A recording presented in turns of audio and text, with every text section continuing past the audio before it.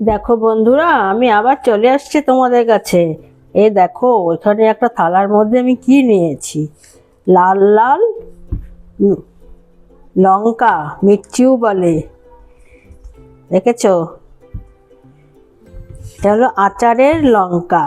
লাল লঙ্কার আচার ভরলে না, কেউ ভরোয়া মির্চি বলে। তা আমি আজকে এই আচারগুলো বানাবো।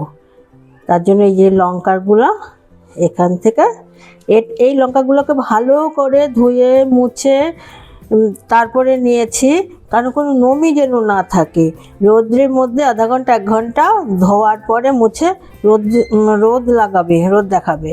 আর রোদ না থাকলে পরে সামনে তোমার ঘরের মধ্যে ফ্যান চালিয়ে রাখবে, তবে পরিষ্কার হয়ে যাবে। যদি নমি থাকে তাহলে কিন্তু আচার ভালো হবে না। তাই আচারে এই যে মুখের ডান্টলগুলো এভাবে আমি কেটে নেব। এই যে কেটে নিয়ে এভাবে চিরা লাগিয়ে নেব। এই ভিতরের যেগুলো আছে না, এগুলো বেশি থাকলে এগুলোকে একটু ফেলে দেবে, তাহলে মশলাটা ভালো করে ঢুকবে আর কি। আরেকটাকে দেখাচ্ছি।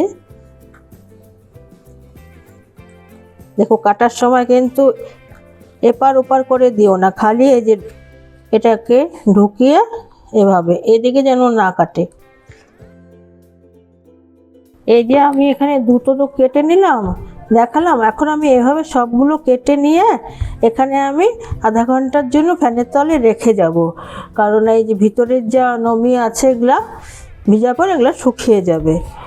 তো এখন আমি একটা মশলা বানাবো, এগুলা কেটে নিয়ে তো মশলাটা দেখিয়ে দিচ্ছি তোমাদের।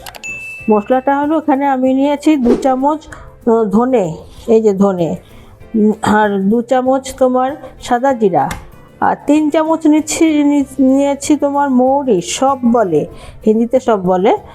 আর এখানে 2 চামচ জোয়ান, আজওয়ানও বলে, জোয়ান বলে বাংলায়, আজওয়ান বলে হিন্দিতে। আর এখানে হলো মেথি নিয়েছি 1 চামচ। আর এখানে আমি 1 চামচ কালা সর্ষা নিয়েছি, আর এই হলুদ সর্ষা অল্প একটু নিয়েছি। এখানে গোলমরিচ দেবো আমি 1 চামচ। গোলমরিচটা এখানে নাই, জায়গা নাই, তো গোলমরিচ 1 চামচ দেবো। এগুলো নিয়ে আমি ভেজে নেব, ভেজে তারপরে ঠান্ডা করে গুঁড়ো করে নেব। এই যে আমি একটা কড়াই বসিয়েছি, এখন আমি কড়াইটা গরম হয়ে গেছে। এখন আমি এই যে মশলাগুলো, এখানে আমি এই 1 চামচ আর অল্প একটু এই গোলমরিচ দিলাম। খুব একটা ভাজবো না, মানে এটা যে নমিকরণ যে থাকে ঠান্ডা একটা পান, এটাকে দূর করার জন্য। তারপরে একটু ভাজার পরে ঠান্ডা করে এটাকে মিক্সার গ্রাইন্ডারে আমি পিষে নেব। আচ্ছা, এখন আমি এটাকে নামিয়ে নেই। এটা হয়ে গেছে, আর বেশি ভাজবো না। আবার আমি এখানেই দেখাবো তেলটাকে। এই যে আমি সরষের তেল দিয়ে দিলাম। এখানে আমি 1 চামচ হিং দেব। গন্ধটা তো হিঙেরই হবে, খুব ভালো লাগে আচারে। এই তেলটাকে এখন আমি বন্ধ করে দেবো। আমার গরম হয়ে গেছে, ঠান্ডা করে তারপরে আমি ওই মশলাটাকে গ্রাইন্ড করে মিক্সি করে আর কি, তারপরে আমি যাব আচারটাকে বানাতে। এই যে মশলাটা ভেজেছিলাম, যে আমি গরম করেছিলাম, এটা তো হয়ে গেছে, ঠান্ডা হয়ে গেছে। এখন এখানে আমি লবণ দিব, লবণ দিলাম, পরে দেখে নিতে হবে লবণটাকে। আর এখানে একটু কালো লবণ, বিট নুনও বলে। আর এখানে এই যে হলুদ, এখানে কাশ্মীরি লঙ্কার গুঁড়া, এটা রঙের জন্য, এটা ঝাল না, কাশ্মীরি। এখানে আমচুর পাউডার দিলাম। এটাকে আমি এখন মিক্সি করে নেব। এটা একদম পুরো পাউডার বানাবো না, একটু দরদরা আর কি রাখবো। এই যে আমি মশলাটা করে নিয়েছিলাম, যে পিষে নিয়েছি মশলাটাকে, এটাকে এখন ঢালছি। এই যে এরকম হবে, একদম কিন্তু পাউডার হয় নাই, এই যে দরদরা ভাব আছে। এখন আমি এখানে হিং দেব। হিং তো তেলে দিয়েছি, এখানে একটু দিয়ে দেব। এই গন্ধটা খুব সুন্দর হয় হিং দিলে পরে। এখানে ভিনিগার দেব, আমি ভিনিগার দিচ্ছি, আপনাদের কাছে লেবু থাকলে লেবু দিতে পারবেন 2 চামচ। এটা মানে অনেকদিন ভালো থাকবে আর কি, ভিনিগারটা লেবু দিলেও তাই প্রিজারভেটিভের কাজ করে। এখানে আমি যে তেলটা করেছিলাম যে ঠান্ডা হয়ে গেছে, এখানে 2 চামচ তেল দিয়ে দিলাম।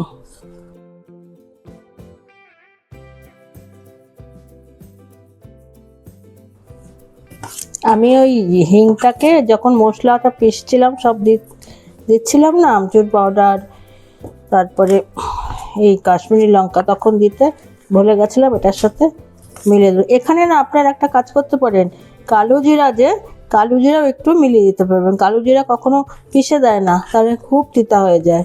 আমি দিলাম না, আমার ঘরে কালো জিরাটা খুব পছন্দ করে না এর জন্য, কিন্তু কালো জিরা আচারের মধ্যে দেয়। যে এখন আমি ভরে নিচ্ছি, আপনাদের ইচ্ছে গুটিগুলো ফেলেও দিতে পারেন, মানে ফেলে কি বের করে দিয়ে এখানেও মেখে মেখে নিতে পারেন, বা এখানে থাকলেও কোনো অসুবিধা হবে না।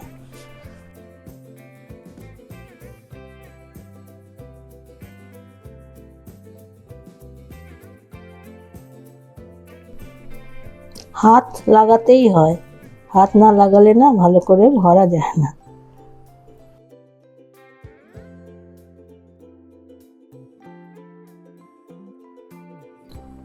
আমার এখানে লবণ টবণ সব ঠিক আছে, বলেছিলাম না দেখে নিতে লাগবে, যে কোনো জিনিসই দেখে নিতে লাগে একটু। এই হয়ে গেল একটা।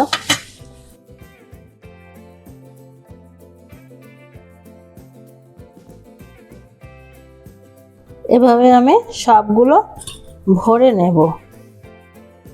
এই যে 2টো করলাম, এই যে আমার সবগুলো ভরা হয়ে গেছে। এই যে আমি তেলের মধ্যে ভরে, আমি হাত দিয়েই করছি, চামচ দিয়ে করতে অসুবিধা হয়। এই যে রেখে দিলাম, সবগুলাকে এভাবে তেলের মধ্যে দিয়ে দিয়ে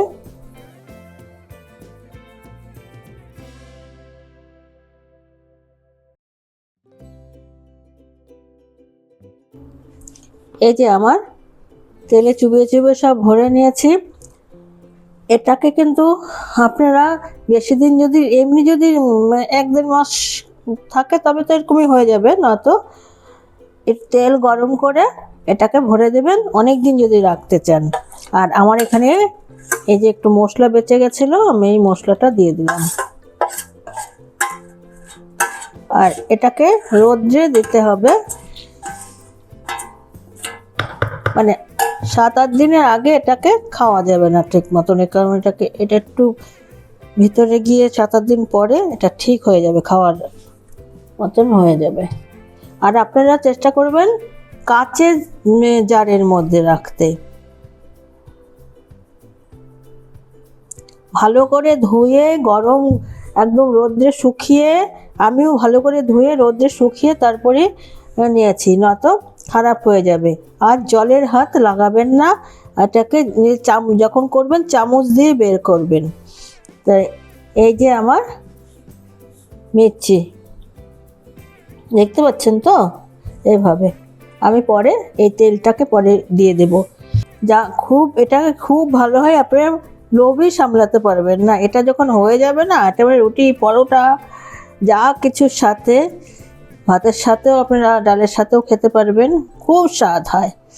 আচ্ছা বন্ধুরা, আমার ভিডিও যদি ভালো লাগে তাহলে যারা এখনও সাবস্ক্রাইব করোনি সাবস্ক্রাইব করে দিও, আর লাইক কমেন্ট শেয়ার করো। আর পুরানা বন্ধুরা তোমরা যে এত সুন্দর সুন্দর কমেন্ট করো, আমার এই ভিডিও করার উৎসাহ হয়। এভাবেই তোমরা কমেন্ট করতে থেকো। ফেসবুক পেজ থেকে দেখলে পরে ফেসবুক পেজটাকে ফলো করে পাশে থেকো বন্ধুরা। এখন আমি আসি।